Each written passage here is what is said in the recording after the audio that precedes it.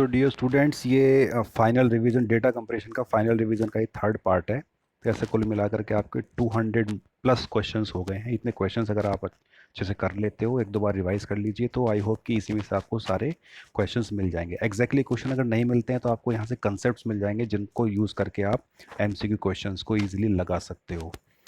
ठीक है, तो ये देखो आपका इसमें 50 के अराउंड क्वेश्चंस होंगे। ठीक है, इससे पहले मैंने 50 क्वेश्चंस दिए थे, उससे पहले 100 दिए थे, मीन्स अराउंड 150 क्वेश्चंस पहले मैं दे चुका हूँ, और ये 50 क्वेश्चन ये हो जाएंगे, तो कुल मिला के 200 से ज़्यादा क्वेश्चंस हो चुके हैं, जो आपके लिए बहुत हेल्पफुल हो सकते हैं आपके एग्जाम पॉइंट ऑफ व्यू से। ठीक है, तो जल्दी से हम इन क्वेश्चंस को देख लेते हैं, इनके आंसर्स क्या हैं। ठीक है, देखो क्वेश्चन नंबर 1 क्या कह रहा है, every run length pair introduces a new. तो देखो कंफ्यूजन हो सकता है कि भाई पिक्सल करे, मैट्रिक्स करे, फ्रेम करे, तो इंटेंसिटी ध्यान रखना। रन लेंथ एनकोडिंग में जो रन लेंथ पेयर होता है वो हर बार किस चीज़ को इंट्रोड्यूस करता है, वो इंटेंसिटी को इंट्रोड्यूस करता है। ठीक है, ध्यान रखना है। क्वेश्चन नंबर 2 देखते हैं, if the pixels are reconstructed without error mapping is said to be reversible. देखो इसको रिवर्सिबल बोलते हैं, जब पिक्सल्स जो है वो एग्जैक्टली रिकंस्ट्रक्ट हो गए बिना किसी एरर मैपिंग के, तो इसको रिवर्सिबल बोलते हैं। क्वांटाइजेशन प्रोसेस जो होती है वो लॉजी कंप्रेशन होता है। ठीक है, जो रेसिडुअल टर्म होता है ना, रेसिडुअल टर्म यूज किसके लिए होता है, जब डेटा और मॉडल में जो डिफरेंस होता है उसके लिए रेसिडुअल टर्म होता है। और जो ये फैसिमल कोडिंग होती है, फैसिमल कोडिंग में जो है फैक्स जिसको बोलते हैं, फैक्स जैसा करते हैं ना डेटा को, तो उसमें जो है ब्लैक एंड वाइट, वाइट और ब्लैक कलर के डेटा को ही अनकोड किया जाता है इमेजेस में, फॉर्म में। ठीक है, तो ऐसे करके कुछ कंसेप्ट आपको ध्यान रखने हैं। क्वेश्चन नंबर 3 देखिए, इफ प्रोबेबिलिटी प्रोबेबिलिटी जो है वो दी गई है 1 किसी लेटर की, तो इसका मतलब क्या है, इवेंट, किसी इवेंट की प्रोबेबिलिटी दे रखी है 1, तो इसका मतलब क्या है, इसका मतलब है कि वो हमेशा अकर होगी, ऑलवेज अकर। प्रोबेबिलिटी 1 का मतलब है ऑलवेज अकर। ठीक है, देन प्रोबेबिलिटी 0 का मतलब नेवर अकर, प्रोबेबिलिटी 1 का मतलब ऑलवेज अकर। क्वेश्चन नंबर 4 देखिए, source of information depending on finite number of outputs is called। ठीक है ना, तो source of information depending on finite number of output. तो source of information finite number of outputs पर जो डिपेंडेंट होती है, तो इसमें दोनों काम करता है, मार्कव और फाइनाइट मेमोरी सोर्स, ये दो मेथड है। मार्कव डिस्क्रीट डिस्क्रीट मार्कव चेन यूज होता है ना, एक टर्म डिस्क्रीट मार्कव चेन, तो वो मार्कव मॉडल से रिलेटेड होता है, और एक होता है फाइनाइट मेमोरी सोर्स। तो इस केस में दोनों कंडीशन यहाँ पर ठीक हो जाएंगे, मार्कव और फाइनाइट मेमोरी सोर्स, दोनों ऑप्शन यहाँ पर ठीक होने वाले हैं। ठीक है, तो सोर्स ऑफ इंफॉर्मेशन जो डिपेंड करती है फाइनाइट नंबर ऑफ आउटपुट्स पर, तो आपको ध्यान रखना है मार्कव एंड फाइनाइट मेमोरी सोर्स, दोनों से आपको रिलेट कर लेना है इसको। क्वेश्चन नंबर 5 देखिए, compression is done for saving. तो कंप्रेशन क्यों करते हैं हम, बताइए। स्टोरेज को बचाने के लिए, बिल्कुल ठीक बात है। बैंडविड्थ को बचाने के लिए, बिल्कुल ठीक बात है। मनी को बचाने के लिए, देखो मनी थोड़ा सा हो सकता है कि इसको अवॉइड किया जा सकता है तो ऑप्शन ए और बी यहाँ पर करेक्ट हो जाएंगे, परफेक्ट ऑप्शन। तो स्टोरेज को बचाएंगे, बैंडविड्थ को बचाएंगे question number 6, system of symbols to represent event is called code. तो देखो किसी सिंबल्स को जब हम इवेंट को जब रिप्रेजेंट करते हैं, तो ऐसे उसमें सिंबल्स या कंपोनेंट्स जो जिनको बोला जा सकता है, तो उनको जब रिप्रेजेंट किया तो क्या बोलते हैं, उसको कोड बोलते हैं। ठीक है, इन द इमेज, एक इमेज दी गई है, इमेज जैसे लिखा रहता है ना, जैसे हम लिखते हैं 1024 × 768, ये हमारा इमेज का ऐसे स्क्रीन का रेजोल्यूशन है। तो ये बता रहा है कि ये एम है, ये एन है तो एम को हम क्या बोलते हैं, ये कॉलम बोलते हैं, रोज बोलते हैं। तो ध्यान रखना, जो पहली वाली वैल्यू होती है ना, कॉलम होती है वो। तो उल्टा होता है थोड़ा सा, पहली वाली वैल्यू विड्थ बताती है, और विड्थ से क्या पता चलता है, कॉलम। ठीक है, कॉलम कैसे, क्योंकि देखो आपकी इमेज ऐसे होती है, तो कॉलम क्या होते हैं, 1 2 3 4 5 6, तो जितने कॉलम है उतनी विड्थ पता चलती है। और ठीक है, रोज क्या बताती है, हाइट बताती है, क्योंकि रोज कैसे होती है, 1 2 3 4 5, तो ऊपर की तरफ बढ़ रहे हैं, तो रोज से हाइट मिलती है। तो आपकी जो इमेज होती है ना, इमेज में जो पहली वाली वैल्यू होती है कॉलम बताती है, दूसरी वाली वैल्यू क्या बताती है, रोज बताती है। ठीक, क्वेश्चन नंबर 8 देखिए, question number 8, source of event itself is called, the source of the event itself is called zero memory source। ठीक है, तो सोर्स ऑफ द इवेंट, अगर किसी सोर्स का इवेंट जो इटसेल्फ की अगर बात कर रहे हैं, तो इसको क्या बोलते हैं, जीरो मेमोरी सोर्स इसको बोलते हैं। तो ऐसे क्वेश्चन देखो आपको ध्यान रखने की जरूरत है, हो सकता है ऐसे क्वेश्चन मिल जाए, बन जाए, क्योंकि देखो पेपर पहली बार बन रहा है ऐसा, तो हम जज नहीं कर सकते कहाँ से क्या आने वाला है। तो जो चीज़ें नोन है, वेल नोन है, वो तो ठीक है, लेकिन कुछ कुछ टर्म्स ऐसे हैं जिनको हमें देखना, हमारी आंखों के सामने से उनका निकलना बहुत जरूरी है, तभी हम वहाँ उनको सही से टिक कर पाएंगे। क्वेश्चन नंबर 9 देखिए, डिकोडर क्या करता है। Decoder is a use for image decompression. Image decompression के लिए डिकोडर यूज होता है। अगर इमेज कंप्रेशन की हम बात कर रहे हैं तो उसमें इमेज डिकोडर होता है वो डीकम्प्रेशन के लिए यूज होगा। बिल्कुल ठीक बात है। क्वेश्चन नंबर 10 देखिए, replication of the pixels is called. Replication of pixels, pixel को हम रेप्लिकेट कर रहे हैं तो इसके लिए इसको क्या कहा जाता है, इसको कोडिंग रिडंडेंसी बोलते हैं और स्पेशल रिडंडेंसी बोलती हैं। टेम्परेरी रिडंडेंसी इसको नहीं बोले जाते हैं। जब रेप्लिकेट करते हैं पिक्सल्स को तो इस प्रोसेस को हम क्या बोलते हैं, coding redundancy and special redundancy. Temporary इसको नहीं बोला जाता है। तो कुछ टर्म जो हम याद रख सकते हैं, रटने पड़ेंगे, हमें याद रखने पड़ेंगे। क्वेश्चन नंबर 11 देखिए, information lost when expressed mathematically is called. इसको फिडिलिटी क्राइटेरिया बोलते हैं। तो जब मैथमेटिकली किसी इन्फॉर्मेशन को, कई मॉडल्स हैं आपके, ठीक है, जैसे गॉसियन फंक्शन, आप markup discrete markup chain, Gaussian function and ऐसे करके कई मेथड्स यूज़ होते हैं मैथमेटिकली जब आप रिप्रेजेंट करते हो और उसमें जो है कुछ इन्फॉर्मेशन लॉस्ट हो जाती है, उसको क्या बोलते हैं, फिडिलिटी क्राइटेरिया बोलते हैं उसको। क्वेश्चन नंबर 12 देखिए, error of the image is refer to as noise. जो इमेज में जो एरर होती है उसको नॉइस बोलते हैं। ठीक है, तो एरर का मतलब है कि जैसे पिक्सल्स है, कुछ लॉस हो गया है, पिक्सल्स ठीक से डिस्प्ले नहीं हो पा रहे हैं, तो उसको क्या बोलते हैं, नॉइस बोलते हैं। ठीक है, अगला क्वेश्चन देखते हैं। क्वेश्चन नंबर 13 क्या कह रहा है, irrelevant data is said to be redundant data. जैसे मान लो, रिडंडेंट मतलब डुप्लीकेट, एक एक पिक्सल है और वही पिक्सल बार बार आ रहा है, ठीक है, और यह कोई एक वैल्यू है, बार बार वो वैल्यू आ रही है, ठीक है, तो उसको हम रिडंडेंट बोलते हैं। और अननेसेसरीली वो डेटा हमारे पास है, उसको अगर हटा भी दे तो हमारे सिस्टम में ज़्यादा फर्क नहीं पड़ने वाला। तो इररेलेवेंट डेटा को हम रिडंडेंट डेटा बोलते हैं, डुप्लीकेट डेटा। रिडंडेंसी को हम कम करके कंप्रेशन को अच्छे लेवल से तक अचीव कर सकते हैं। क्वेश्चन नंबर 14 देखिए, transforming the difference between adjacent pixels. ठीक है, आसपास के जो पिक्सल्स हैं उनके बीच में जो डिफरेंस होता है उसको जब ट्रांसफॉर्म किया उसको क्या बोलते हैं, मैपिंग बोलते हैं, उसको ध्यान रखना। ट्रांसफॉर्मिंग द डिफरेंस, ठीक है, दो पिक्सल्स या आसपास के जो पिक्सल्स हैं उनके बीच के डिफरेंस को जब हम ट्रांसफॉर्म करते हैं तो उसको क्या बोलते हैं, मैपिंग बोलते हैं। क्वेश्चन नंबर 15 देखिए, Shannon's theorem is also called noiseless coding theorem. शायद ये क्वेश्चन पहले भी आया था, तो आप ध्यान रखना इस चीज़ के लिए कि शैनन थ्योरम क्या होती है, ये नॉइसलेस कोडिंग थ्योरम होती है और ये थ्योरम जो है लॉसलेस कंप्रेशन के लिए हेल्पफुल होती है।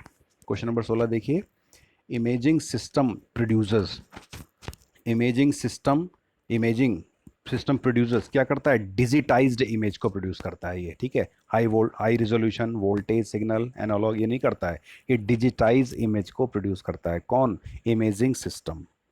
क्वेश्चन नंबर 17 देखिए, digitising the coordinate values is called. देखो, कोऑर्डिनेट, किसी इमेज के लिए कोऑर्डिनेट वैल्यूज को डिजिटाइज करने की प्रोसेस को सैम्पलिंग बोलते हैं। सैम्पलिंग टर्म जो यूज होता है बच्चों, ये यूज होता है इमेज से रिलेटेड। जब हम इमेज को एक्चुअली डिजिटाइज करते हैं ना तो उसको सैम्पलिंग बोलते हैं उस प्रोसेस को। क्योंकि देखो, इमेज क्या होती है, image is a collection of various pixels, और पिक्सल्स क्या है, उनके एड्रेस होते हैं एक्स वाई के कोऑर्डिनेट्स के हिसाब से। तो जब उनको हम डिजिटाइज करते हैं तो उस प्रोसेस को सैम्पलिंग बोलते हैं। तो इमेज से रिलेटेड होता है सैम्पलिंग, वीडियो से रिलेटेड होता है फ्रेमिंग।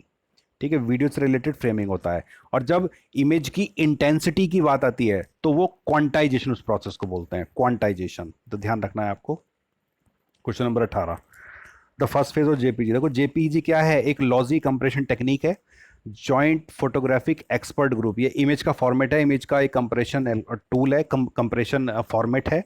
ठीक है, लॉजी टाइप का इसको बोला जाता है। तो ये कई फेज में परफॉर्म होता है। तो इसका जो फर्स्ट फेज है इसको क्या बोलते हैं, तो जेपीजी का जो फर्स्ट फेज होता है उसको डीसीटी ट्रांसफॉर्मेशन बोलते हैं। क्या बोलते हैं, डीसीटी ट्रांसफॉर्मेशन। जेपीजी के फर्स्ट फेज को डीसीटी ट्रांसफॉर्मेशन बोलते हैं। क्वेश्चन नंबर 19 देखिए, the second phase of JPG, यहाँ जेपीजी छूट गया, सेकेंड फेज ऑफ जेपीजी। तो जेपीईजी का जो सेकंड फेज है उसको क्या बोलते हैं, जेपीईजी के सेकंड फेज को क्वांटाइजेशन बोलते हैं। तो पहले फेज में तो हम बोलेंगे ट्रांसफॉर्मेशन करेंगे, उसको हम डीसीटी ट्रांसफॉर्मेशन बोलते हैं। और फिर हम सेकंड फेज में क्या बोलेंगे, फर्स्ट फेज में डीसीटी ट्रांसफॉर्मेशन, सेकंड फेज में क्वांटाइजेशन करते हैं। ठीक है, आगे बढ़ते हैं।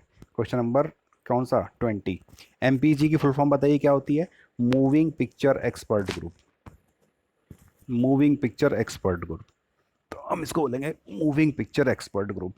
तो छोटी छोटी जो फुल फॉर्म है उनको आप याद रखिएगा, जैसे एमपीजी की फुल फॉर्म, एमपी3 की फुल फॉर्म, जीआईएफ की फुल फॉर्म, कोडेक की फुल फॉर्म, कैलिक, CALIC कैलिक की फुल फॉर्म।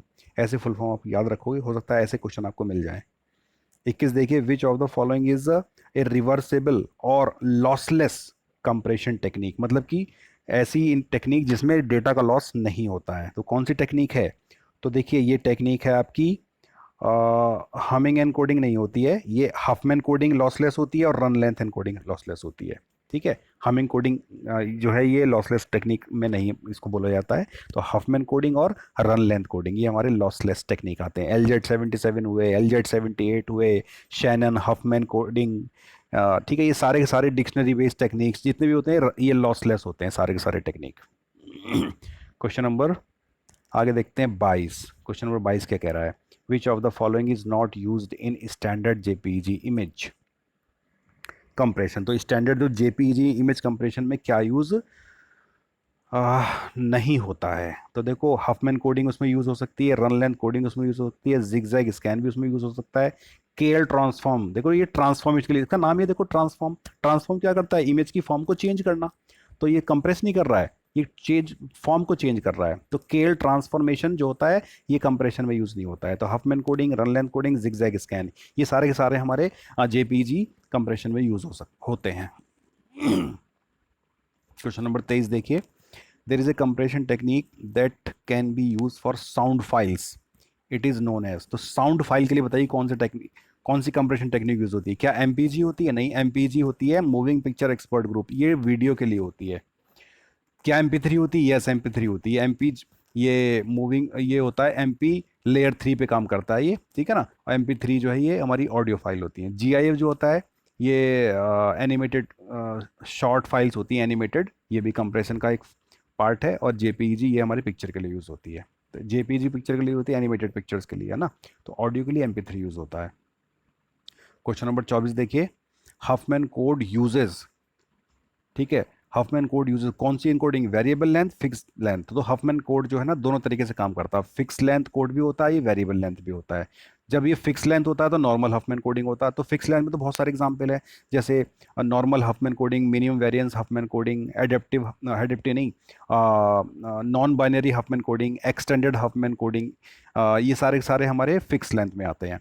वेरिएबल लेंथ में आता है एडेप्टिव हफमैन कोडिंग आता है, जिसमें encoding procedure, update procedure, decoding procedure है ना, ये सब चलते हैं। तो ये हमारे वेरिएबल वाले होते हैं। वेरिएबल मीन्स कि चेंज होते रहते हैं, फिक्स नहीं होते हैं। जो कोडवर्ड्स जो मिलते हैं लेटर्स को, वो फिक्स नहीं होते हैं, वो as per the demand change होते रहते हैं। क्वेश्चन नंबर 25 देखिए, हाउ डज, ठीक है ना। तो क्वेश्चन नंबर 24 का आंसर ये हो जाएगा पहला वाला ना, ये भी होता both variable and fixed. Question number 25 देखिए, how does Huffman's code accomplish data compression without data loss. तो देखो हफमैन कोड जो है विदाउट डेटा लॉस ये कैसे अचीव करता है कंप्रेशन को? तो इसका देखिए सही ऑप्शन दे रखा है थर्ड वाला, ठीक है, ये ऑप्शन सही दे रखा है। पढ़ते हैं इसको क्या कह रहा है। Highest frequency अकरेंसेज have smallest variable code, so data size is smaller. जितने भी हमारे ऐसे सिंबल्स होते हैं या ऐसे लेटर्स होते हैं जिनकी प्रोबेबिलिटी बहुत ज़्यादा होती है, उनको छोटा कोड दिया जाता है। तो उससे क्या होता है कि जब वो बार बार लिखे जाते हैं तो छोटे कोड लिखे जाएंगे, है ना। तो उससे क्या होगा कि आपका डेटा का साइज रिड्यूस हो जाता है। तो ये कंसेप्ट इसमें यूज़ किया जाता है। तो पहले भी हम कई बार इसको डिस्कस कर चुके हैं। तो ये ऐसे क्वेश्चन एग्जाम में बनने के पूरे पूरे चांसेस हैं। क्वेश्चन नंबर 26 देखिए, व्हाट कैरेक्टराइजेज अ क्वांटाइजर। तो क्वांटाइजर को कौन कैरेक्टराइज करता है? देखिए बी ऑप्शन क्या कह रहा है, quantization results in a non reversible loss of information. Quantizer का मतलब ये होता है कि डेटा लॉस होने वाला है, पूरी तरह से रिवर्स नहीं होती प्रोसेस। ए बी अगर भेजा गया है तो वापस हमें A B नहीं मिलने का चांस नहीं है कि भाई A B मिले, ठीक है। तो टेक्स्ट पे हालांकि क्वांटाइजर को यूज़ किया भी नहीं जाता, क्योंकि टेक्स्ट में अगर लॉस हो गया तो मीनिंग ही चेंज हो जाएगा, ठीक है ना। तो लॉजी कंप्रेशन हम टेक्स्ट पे नहीं करते हैं, लॉजी कंप्रेशन नॉर्मली हम ऑडियो पे करते हैं, वीडियो पे करते हैं, ठीक है, और इमेजेस पे करते हैं, ऐसे डेटा पे करते हैं जहाँ पर हम लॉस को बियर कर सकते हैं, ठीक है। तो 27 क्वेश्चन देखते हैं, what property has the output signal of a scalar quantizer. तो स्केलर क्वांटाइजर, वेक्टर क्वांटाइजर दो होते हैं ना हमारे पास, तो स्केलर क्वांटाइजर की प्रॉपर्टी की बात कर रहा है ये।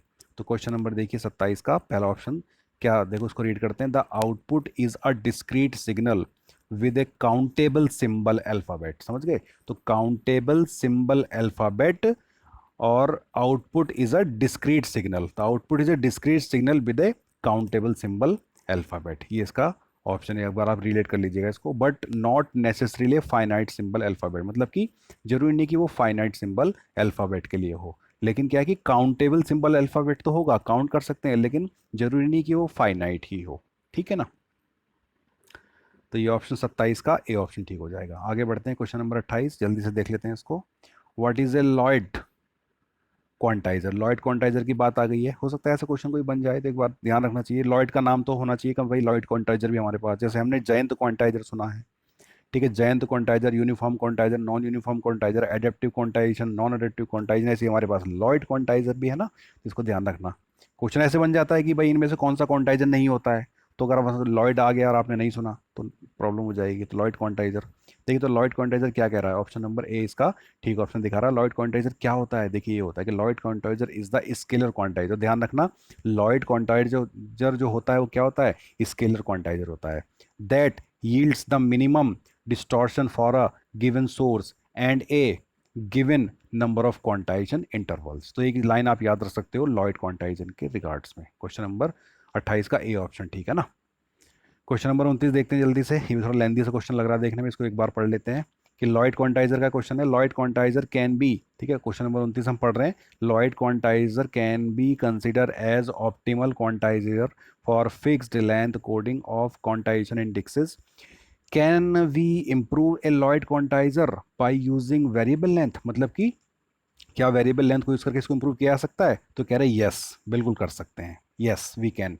तो yes in general the quantizer performance can be improve by variable length coding, तो बिल्कुल कर सकते हैं ऐसा, ये ध्यान रखना कि वेरिएबल लेंथ कोडिंग यूज करके जो है लॉयड क्वांटाइजर की परफॉर्मेंस को इंप्रूव किया जा सकता है, हम ये इस टर्म याद रख सकते हैं। चलो आगे क्वेश्चन नंबर 30 देखते हैं। What characterizes the best possible scalar quantizer with variable length coding at high rates. ठीक है, हाई रेट्स, तो ये क्या कह रहा है क्वेश्चन नंबर 30 का, ऑप्शन नंबर बी इसका आंसर हो रहा है। क्या हो रहा है कि all quantization intervals have the same size, ये हमारे इसको कैरेक्टराइज कर रहा है। तो कौन सी प्रॉपर्टी कैरेक्टराइज करती है कि भैया बेस्ट पॉसिबल स्केलर क्वांटाइजर के लिए, कि variable length coding at high rate, variable length coding high rate पर हो, तो कौन सी प्रॉपर्टी कैरेक्टराइज कर रही है, तो कैरेक्टराइज प्रॉपर्टी ये कर रही है कि ऑल क्वांटाइजेशन इंटरवल्स अगर सेम साइज के होंगे तब ये हमारी कंडीशन फुलफिल हो रही है। तो क्वेश्चन नंबर 30 का बी ऑप्शन ठीक हो रहा है यहाँ पर। क्वेश्चन नंबर 31 देखिए, what characterize is a vector quantize, तो वेक्टर को देखो भाई, स्केलर आया तो वेक्टर के पीछे रहे, तो वेक्टर की भी बात करते हैं। तो वेक्टर क्वांटाइजेशन से एक वर्ड आप जोड़ लीजिएगा, एलबीजी, लिंडे बुजो ग्रोए एल्गोरिथम वेक्टर क्वांटाइजर पे काम करती है। ठीक है, तो 31 का ऑप्शन ए है answer. Multiple input symbols are represented by one quantization index, ध्यान रखना वेक्टर क्वांटाइजेशन के लिए ये स्टेटमेंट लिखा जाता है कि व्हाट, कि वेक्टर क्वांटाइजर को एक्चुअली कौन कैरेक्टराइज करता है, ये वाली स्टेटमेंट कैरेक्टराइज करती है कि क्या, कि multiple input symbols are represented by one quantization index, ये स्टेटमेंट आप लोग याद रखिएगा।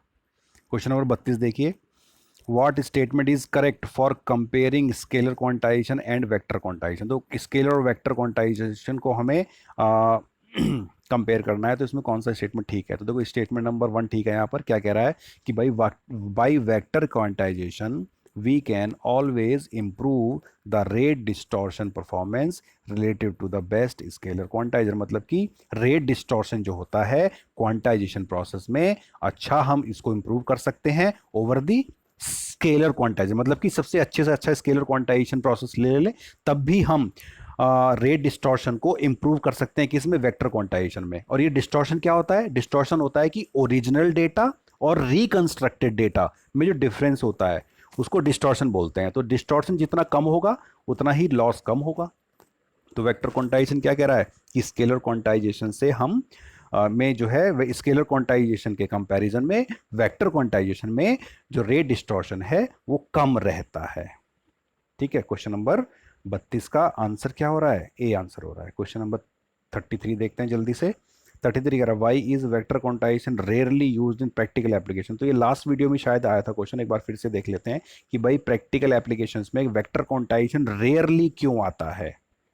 ठीक है, वैसे तो बेनिफिशियल है लेकिन प्रैक्टिकल एप्लीकेशंस में रेयरली यूज हो रहा है, तो उसका रीजन क्या है, उसका रीजन ये है, देखो क्या है कि भैया कंप्यूटेशन, क्योंकि इसकी कंप्यूटेशनल कॉम्प्लेक्सिटी जो होती है स्केलर क्वांटाइजेशन के रिगार्ड्स में ज़्यादा होती है, कंप्यूटेशनल कॉम्प्लेक्सिटी इसकी ज़्यादा होती है। किसकी? वेक्टर क्वांटाइजेशन की। किसके रिगार्ड में? स्केलर क्वांटाइजेशन के रिगार्ड्स में। और इसमें जो है लार्ज कोड बुक भी बनती है।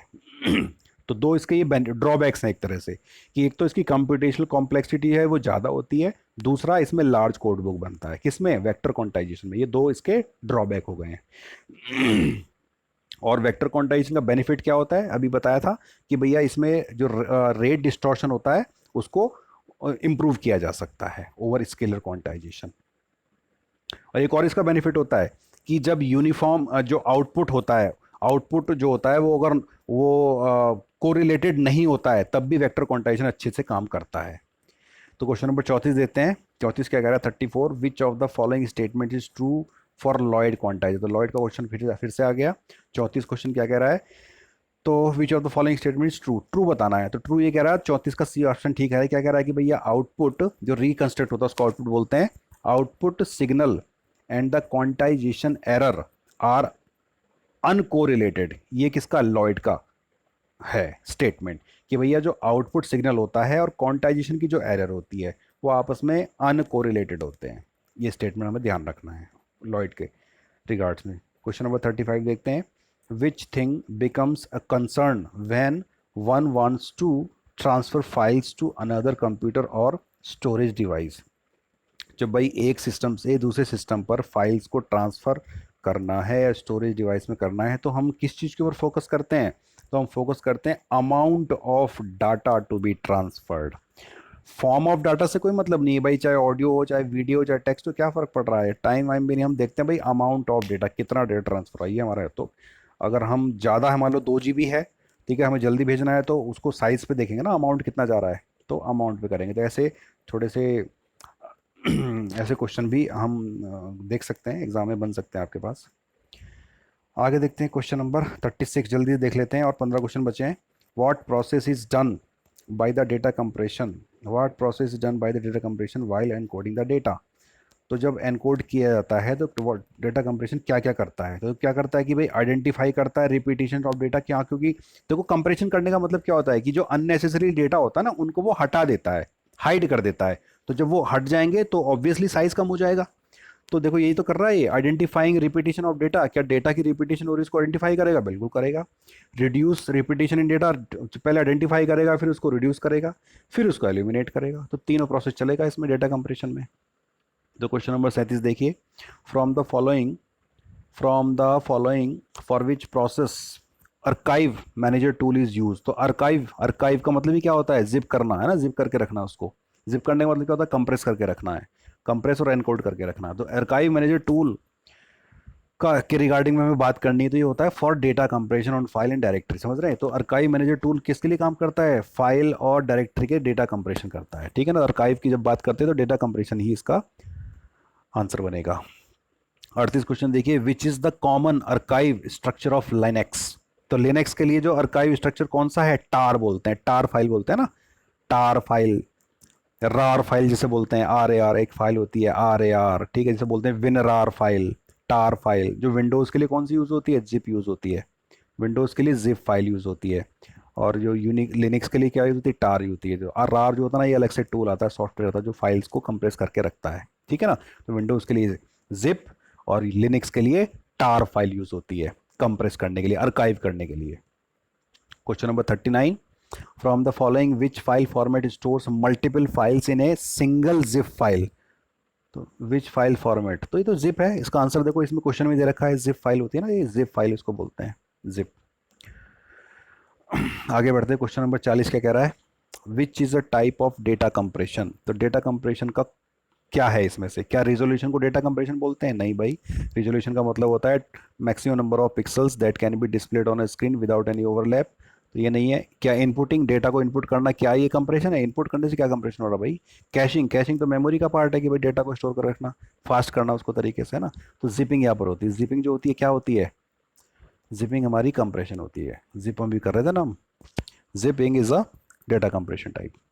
तो क्वेश्चन नंबर 41 देखिए। Compression is used for applications that can not tolerate any difference between the original and reconstruction. तो इसको लॉसलेस बोलते हैं, कि ओरिजिनल डेटा और जो रिकंस्ट्रक्ट हुआ डेटा, मतलब कि पहले एनकोड किया, फिर एनकोड से वापस उसको डिकोड किया, कोने दोनों में कोई चेंज नहीं आना चाहिए, इसको लॉसलेस बोलते हैं ना। क्वेश्चन नंबर 42 देखिए, prefix code is also called as, spelling mistake हो गई है ये, ठीक है, स्पेलिंग मिस्टेक हो गई है। तो prefix code is also called as instantaneous code, ध्यान रखना इस चीज को।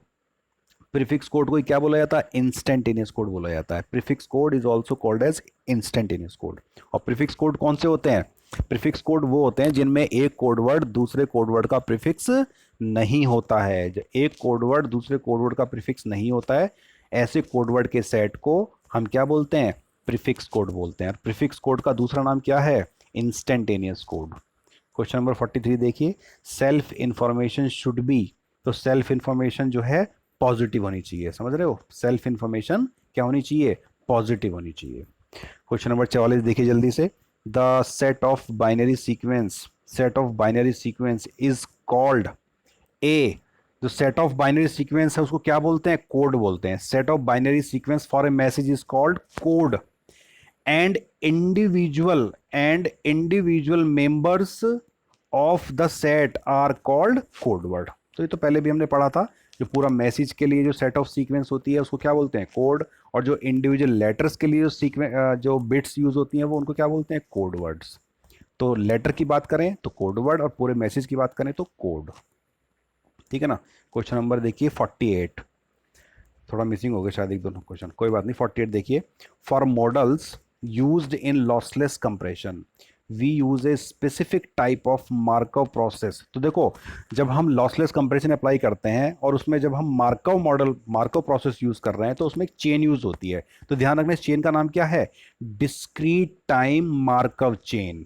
ये आपने पढ़ा भी होगा, यूनिट यूनिट 1 या 2 का टॉपिक है ये। तो एक बार आप इसको ध्यान रखिएगा, डिस्क्रीट टाइम मार्कव चेन, 2 का नहीं है ये, वन में या 3 में होगा ये। तो डिस्क्रीट टाइम मार्कव चेन, ठीक है, इसको आप ध्यान रखिएगा। क्वेश्चन नंबर 49 देखिए, Markov model is often used when developing coding algorithms for, speech के लिए भी और इमेज के लिए, दोनों के लिए काम करता है। मार्कव मॉडल स्पीच के लिए भी काम करता है और इमेज के लिए भी काम करता है, ठीक। क्वेश्चन नंबर 50 देखिए, in which type of compression the integrity of data is preserved, मतलब कि डेटा लॉस नहीं होगा, everything will be okay, nothing will be lost. तो what is the concept? It is called lossless, समझ गए? तो integrity मतलब कि डेटा जैसा पहले था वैसे ही बाद में है, कंप्रेशन से पहले और कंप्रेशन के बाद, कंप्रेशन से वापस जब उसको डीकंप्रेशन करेंगे तो वही रहना चाहिए। तो इंटीग्रिटी उसकी मेंटेन्ड है, मतलब कुछ भी लॉस नहीं हुआ है। तो कहाँ पर होता है ऐसा? लॉसलेस में होता है। क्वेश्चन नंबर 51, और ये शायद आज का लास्ट क्वेश्चन है, ठीक है ना। तो which of the following are lossless methods, बताइए इनमें से कौन से लॉसलेस मेथड्स हैं। तो देखो, रन लेंथ कोडिंग बता, हम पहले भी कई बार डिस्कस कर चुके हैं, रन लेंथ कोडिंग एक लॉसलेस टाइप की टेक्निक है। हफमैन कोडिंग भी लॉसलेस पे काम करता है। लेम्पेल जिव, जिसको LZ77, LZ78, LZW बोलते हैं, तो ये सारे के सारे लॉसलेस हैं। तो यहाँ पर all of the above answer हमारा ठीक हो जाएगा, ठीक है। तो बच्चों इस तरह से करके हमने देखो 51 क्वेश्चन और कर लिए फिर से। तो कुल मिला के हमने 200 प्लस क्वेश्चंस कर चुके हैं, प्लस कुछ जो बेसिक डेफिनेशंस मैंने टर्म्स, ठीक है, वन लाइनर भी आपको एक्सप्लेन किया था। अगर आपने इन वीडियोस को देख लिया होगा तो आई होप कि आपको अब कोई भी चिंता करने की ज़रूरत नहीं है, आपका एग्ज़ाम बहुत अच्छा होने वाला है, ठीक है। मेरी शुभकामनाएं आप सभी के साथ में है। तो all the best for your exam, और आप इन क्वेश्चंस को देख लीजिए। अगर आपको कोई प्रॉब्लम है तो आप प्लीज़ किसी भी मीडियम से पूछ सकते हो, ठीक है। तो thank you so much and best of luck for your exam.